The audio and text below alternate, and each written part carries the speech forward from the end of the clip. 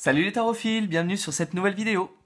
Ok, on attaque la comparaison de la sixième carte, l'amoureux. Alors, l'amoureux. C'est une carte qui, au niveau du titre, a légèrement été changée et est un peu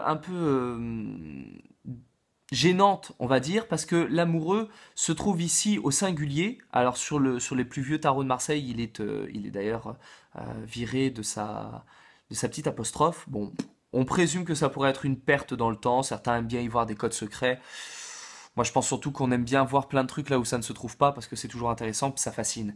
Donc, je perds pas trop de temps dessus. Par contre, ce que je constate, c'est qu'on passe de l'amoureux, de un seul, un homme amoureux, à les amoureux.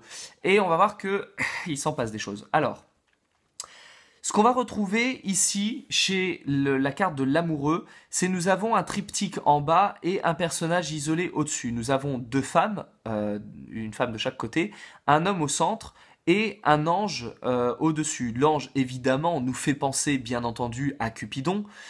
Cupidon armé de son arc qui tire pour rendre amoureux les individus entre eux et qui là vise d'ailleurs entre les deux personnages, donc on imagine que le couple va certainement se former à peu près par ici.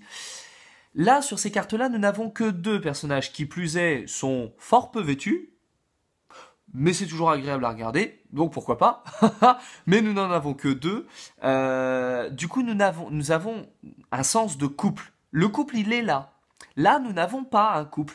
Nous pouvons avoir un couple et la mère de l'un des deux. Nous pouvons avoir un duo de femmes qui se bat pour un homme. On peut avoir un coureur de jupons qui aime bien aller de l'un à l'autre. Donc là, ici, on va avoir une interaction sociale beaucoup plus dense que ce qu'on a ici. Là, ici, c'est très unilatéral. Couple, point, c'est tout. Par contre, là, effectivement, on va pouvoir parler de couple, de trouble, si on fait un couple à trois, d'échangisme, de jalousie, de tromperie, ou simplement de mariage, le fait d'aller demander la fille de quelqu'un, voilà, on va aller lui demander sa main.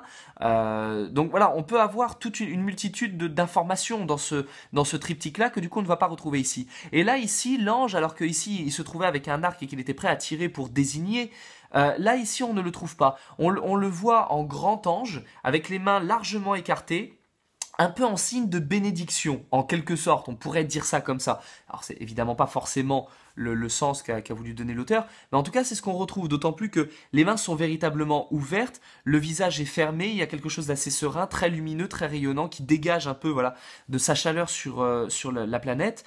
Donc on a vraiment une notion un peu de bénédiction. Là, pas du tout. On est presque dans le sens inverse, on est presque dans une malédiction. Une bénédiction, c'est presque quand on nous dit allez-y, vous avez mon accord, je vous bénis, vous pouvez y aller. Une malédiction, c'est quand on ne nous laisse pas le choix.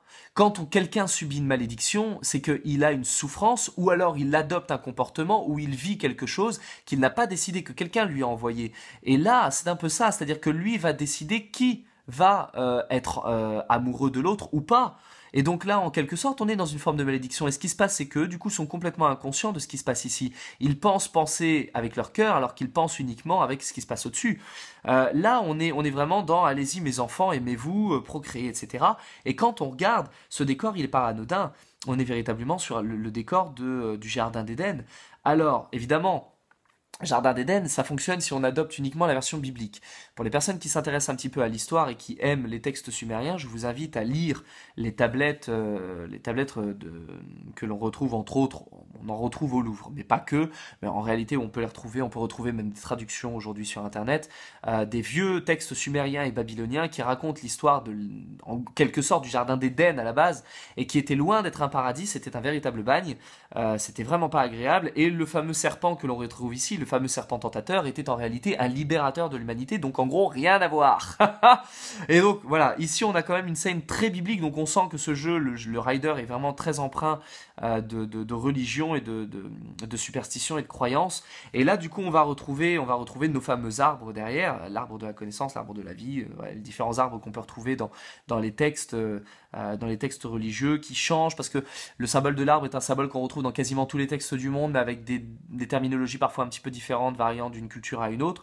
Là, ici, pas du tout. On n'a pas les arbres, on n'a pas le jardin, on n'a rien, on a à peine un petit champ en dessous, on a une terre un peu, voilà, en mode millefeuille, mais on n'a pas le rapport à la nature qu'on va retrouver là. Alors là, par exemple, En tirant cette carte, on pourrait dire, bah super, on va aller faire un pique-nique, rendez-vous au jardin de Vincennes, au bois de Boulogne, n'importe où, on va aller faire une petite bouffe ensemble en nature, ça va être cool, ça va être sympa.